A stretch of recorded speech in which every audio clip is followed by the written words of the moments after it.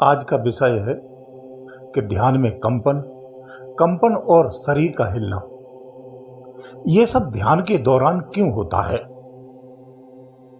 ध्यान में जब शरीर अपने आप हिलने लगे तो घबराइए नहीं। बिल्कुल घबराने की जरूरत नहीं है, क्योंकि ये कोई विकृति नहीं है। ये आपकी अंतर चेतना का प्रभाव है जो ध्यान से प्रभावी हो रहा है। शरीर में जो कंपन होता है ना, वो चेतना के भीतर से उठती हुई एक तरंग है। इस कंपन से पता चलता है कि भीतर में कुछ गहरा सा जाग रहा है। जैसे दो तार या कई तार आपस में जब टकराते हैं तो एक तरंग, एक ध्वनि उत्पन्न हो जाती है।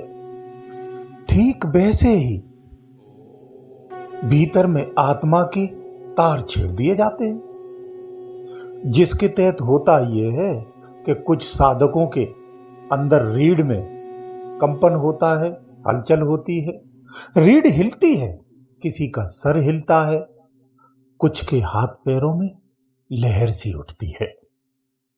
कुछ लोगों के यहाँ हाथों में मुद्राएं बनने लगती हैं, लेकिन मुद्रा बनने का कारण अलग होता है, ध्यान रखना, उसे इससे नहीं जोड़ सकते हैं। तो समझने वाली बात यह है कि ये कोई दोष नहीं है, इसे दोष नहीं समझना और ना ही चिंतित होने की आवश्यकता है। ये तुम जो ध्यान कर रहे हो ना, इसी ऊर्जा का ही प्रभाव है। जो कुछ अंदर में बदलाव हो रहा है, कुछ प्रभाव बढ़ रहा है और कुछ प्रभाव घट रहा है। जब शरीर में गहरी जमी हुई वासनाएं, अनगिनत इच्छाएं, अनगिनत संस्कार और ऊर्जा का अवरोध जब टूटता है ना, तो हमारे मस्तिष्क से लेकर के पैर की अंगूठी तक प्रभाव स्पष्ट समझा जा सकता है, जिस कारण कंपन होता है। जो तुम्हारा सूक्ष्म शरीर यानी शरीर की जो दूसरी परत है, वो ऊर्जा युक्त ही है, वो तरंगात्मक है, वो तरंग से तेजी से प्रभावित होती है। गहराई से समझ लेना है? इस कारण से कंपन होता है। ये कंपन बहुत अच्छा है, इससे घबराना नहीं, इससे बिल्कुल नहीं घबराना। अगर व्यवहारिक भाषा में समझना है ना, तो इसको ऐसे समझिए कि आपका आत्म शुद्धिकरण हो रहा है या उसकी प्रक्रिया चल रही है। ध्यान रखना, ये कंपन पहले थोड़ा थोड़ा होता है, फिर बहुत तेजी से होने लगता है।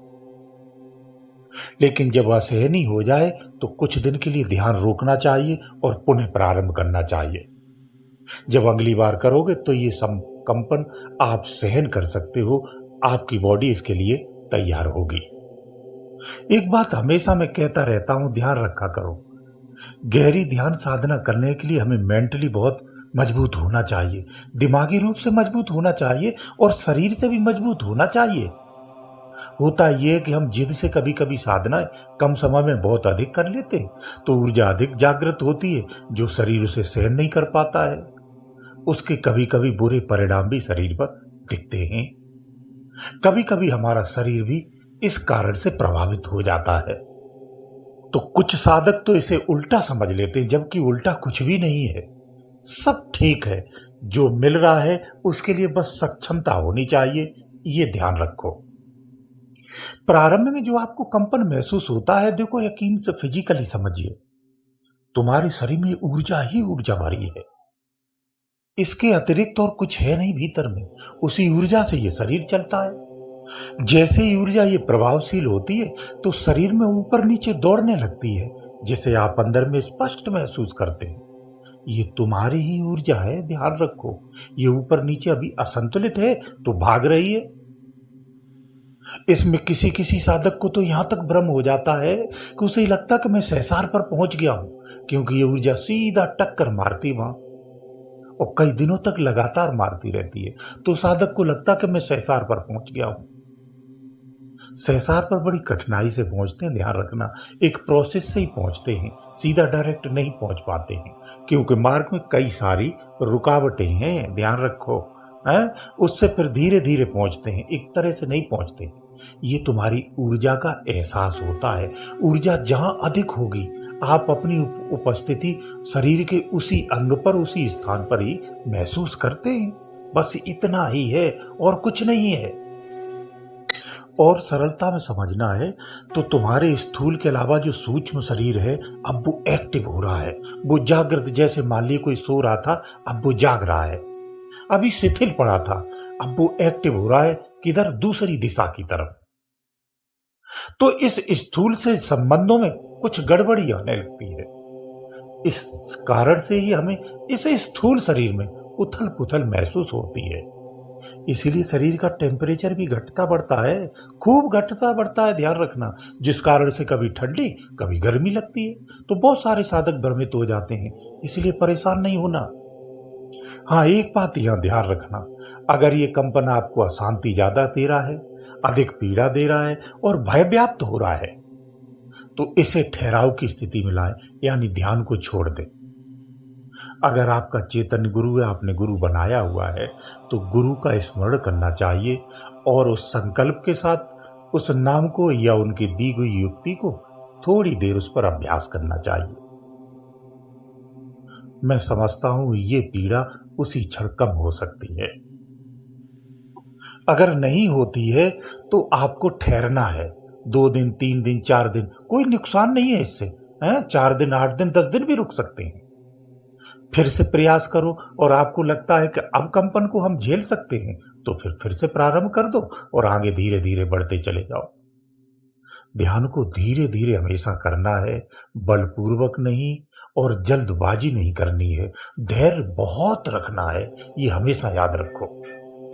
तो याद रहे, ध्यान में जो भी घटे, हिलना डुलना, कंपन, ठंडा गरम, भय, बेचैनी, व्याकुलता, असहनशीलता, उतावलापन, क्रोध, है और सिर में पीड़ा, खिंचाव, दर्द, त्वचा में जलन, सिर के ऊपर में जलन, आंखों में जलन, नाकों में जलन, मुख का स्वाद बिगड़ना, जुबान का लड़खड़ाना, मुख का सूख जाना, अकारण से डर और भय उत्पन्न हो जाना।